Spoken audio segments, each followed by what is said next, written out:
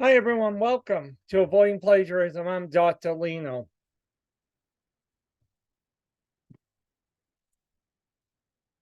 The objectives of today's lecture is going to be to define plagiarism, the types of plagiarism, define the dangers of plagiarism. We're also going to look at the consequences of plagiarizing work and how to avoid it. Today's lecture will end with a video summary that covers examples of possible manuscripts that have been plagiarized. So let's dive in. The definition of plagiarism, according to the Black's Law Dictionary, is the deliberate and knowing presentation of another person's original ideas or creative expressions as one's own. The wrongful appropriation of another's expression of ideas or ideas themselves by slight variation of expression. The act of stealing passages from someone else's composition, either verbatim or in substance, literary theft. In plain English, all plagiarism comes down to is the deliberate or unintentional copying of another person's work without giving the original author credit.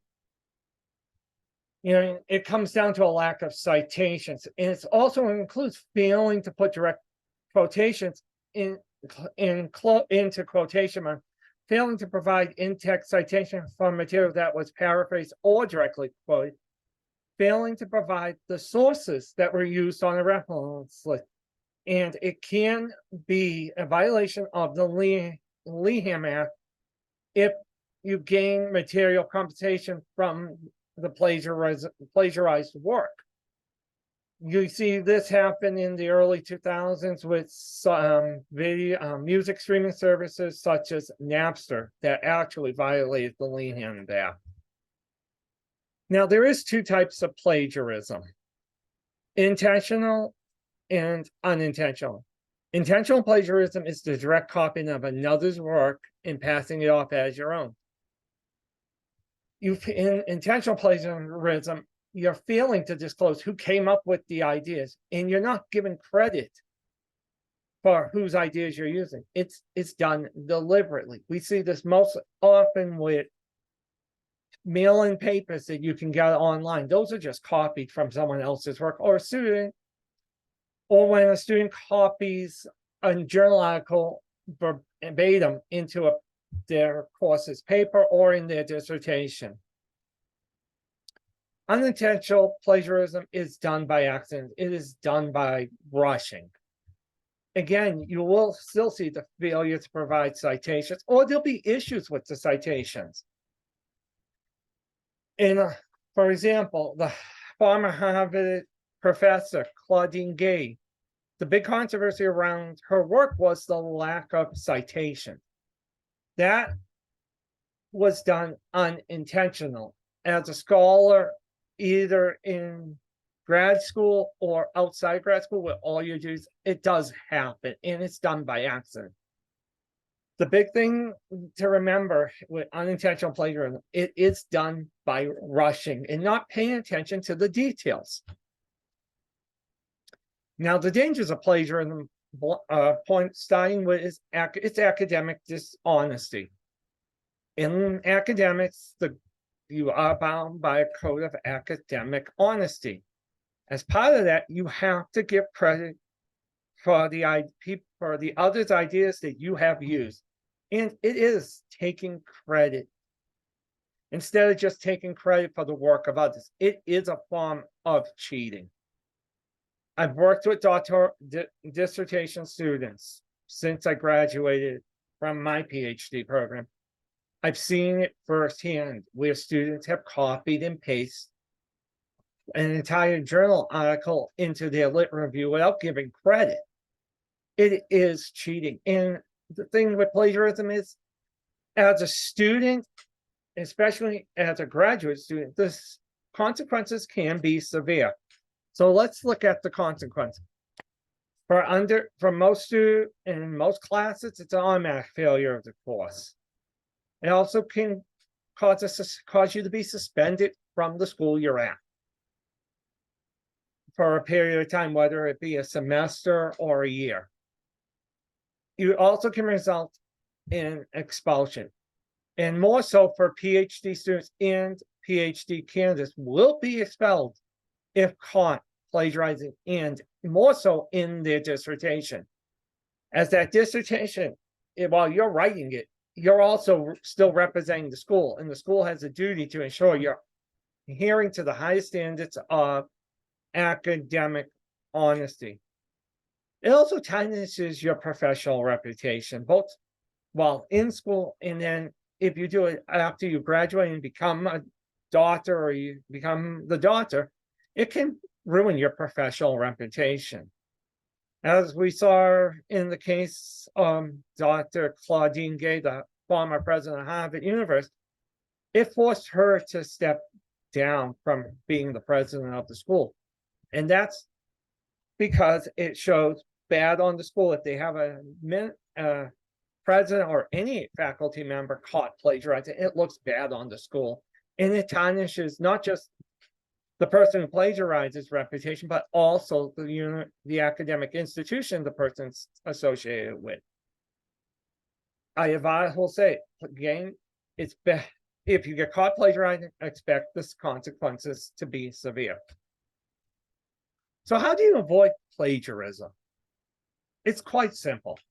If you're using direct quotes, you put them inside, enclose them in quotation marks. You also put the author's last name, date, and page numbers. For paraphrasing, after you paraphrase the material, in parentheses, you will put the author's last name and the year, and that's for APA, and I'll go in a little more detail. The easiest way is to, like I previously stated, is to provide in-text citation. For APA 7, for a paraphrase, all you need is the author's last name and year. For direct quotes, all you're using is the author's last name, year, and the page numbers if there's multiple, if the quote goes over multiple pages. You also can easily avoid plagiarism by while you're writing, as you cite a source, put it into the reference list. It was one of the tricks I learned in the throughout my PhD studies and writing my dissertation, that it was easier as I was writing just to put the source I was using directly into the reference list, so I didn't have to worry about, did I include all the references? Because the last thing you want to be at is when you get done with, say, your capstone project, either an undergrad or your master's thesis or a dissertation, is to be searching for the sources that you've cited in the paper. It's a good habit to get into as you write, as you use a source, just put the citation into the reference list. It's simple. Also, double and triple check your work. If you're quoting something, make sure you have at least the minimum, the author's name, year, and page number, as well as that source in the reference list. It will also save you time and prevent you from being accused of plagiarizing work. With modern technology, it's easier than ever to catch plagiarism in students' papers, capstone projects. It's a matter of just running the manuscript through a plagiarism checker and it will pop up. Now I'd like to move on to the first example. In this first example, let's look at it. It reads, dependability of my research will be reviewing with the participants their transcripts, transcribed interviews for accuracy, location, preference, and professionalism focus. In this one, the student cites Loom 2015, but then also has 2004. In this instance, the person's actually not actually citing the other person's work here, but is stating what they're planning on doing. However, by putting this work in and you're not using them correctly, it is a form of plagiarism, as you're making things up out of thin air, which is also a form of academic dishonesty. This is from a student I had when I first came out of graduated from my PhD program, the student was caught plagiarizing, unfortunately, their entire dissertation proposal, especially in the lit review. I use this example to show you that even if you're including sources, if the source didn't say that, it's still a form of plagiarism. So this one is definitely plagiarized. Now, this next one comes directly from my dissertation, and you'll see in it, and I'll read it. The current federal prohibition on marijuana results from the passage of the Controlled Substance Act of 1970. The goal of CAS was to create a uniform drug law that replaced the Marijuana Tax Act and the Bozak, along with placing regulatory controls of drugs under one agency. And you'll see I cited multiples who said it. Moving down, CAS is comprised of 5 schedules, with 1 being the most restrictive and Schedule 5 being the least. The CAS legislation placed cannabis in Schedule 1, which is the most restrictive schedule, which means there is no accepted medical value, high potential for abuse and addiction, and is not safe under medical professional supervision. As you'll see again, I cited multiple authors who said that. This is a good example of paraphrasing too. The problem with the controls with CAS scheduling cannabis as Schedule 1 drug is that it places cannabis in the same drug class as hardcore drugs such as cocaine, even though the medical research shows marijuana is safer than all Schedule 1 drugs and alcohol. Again, I'm citing whose ideas I'm combining into one. So this one is not plagiarized. Let's look at this third example. This is again from one of my former students. In the research studies, girls leaving detention center, participants of transition to home after incarceration. In this qualitative research determine girls' perceptions of challenges, support, and resources and skills that were important to their success in transition back home. Here's the thing, on this one, this is exactly one of the ones I did unfortunately grab the student for plagiarism on. These authors, she's not actually citing these authors. In this program, she's not stating where it comes from in the girls leaving detention program. Unfortunately, this student was, to my knowledge, expelled for plagiarism, but this is an example where it could be iffy. I saw it as plagiarism because I have no clue where she's coming up with this. And also, these authors, the Herman, Saxon, and Silverstein, when you go back to the source, it never says any of this. So this is a questionable on, is it plagiarism, is it not?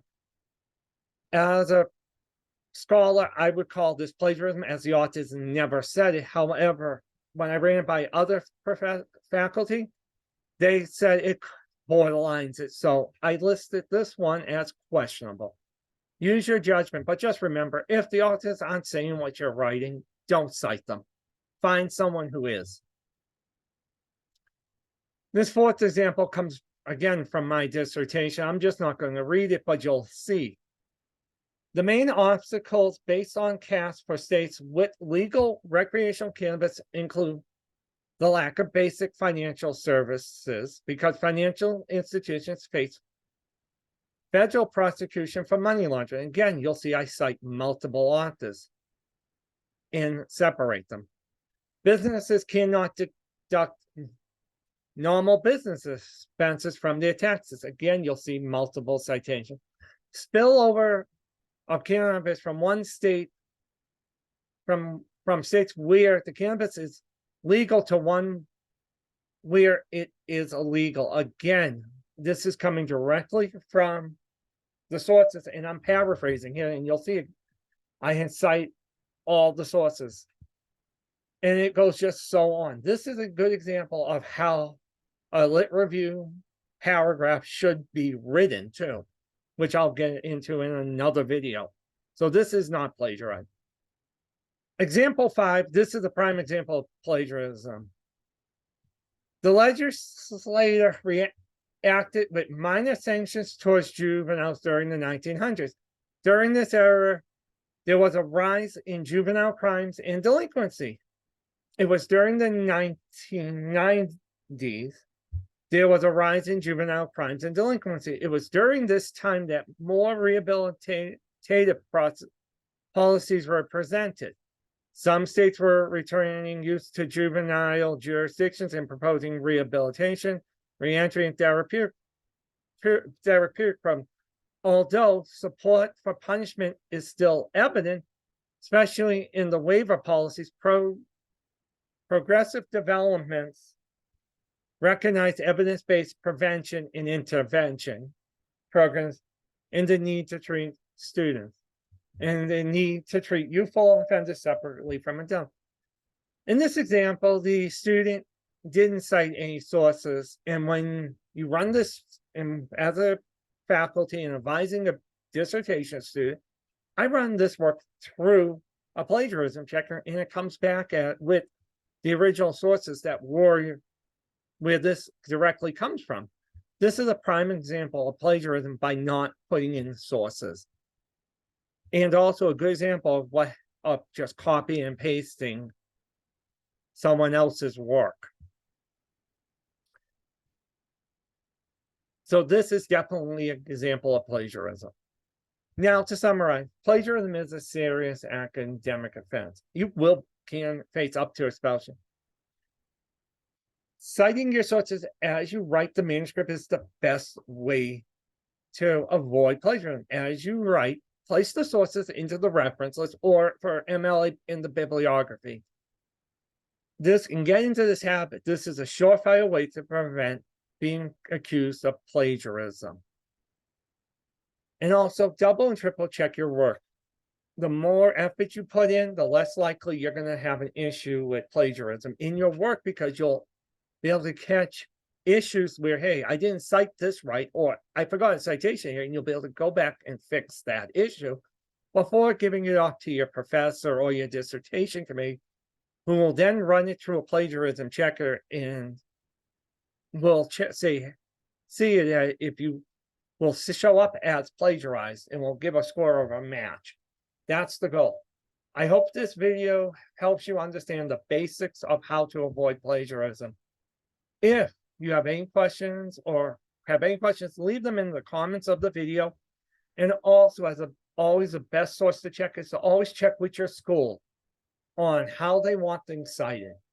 Certain programs will want a specific citation style, while other programs will want one that's different. The students I work with predominantly use APA 7th edition, which is the way I cite things. So thank you, and have a great day.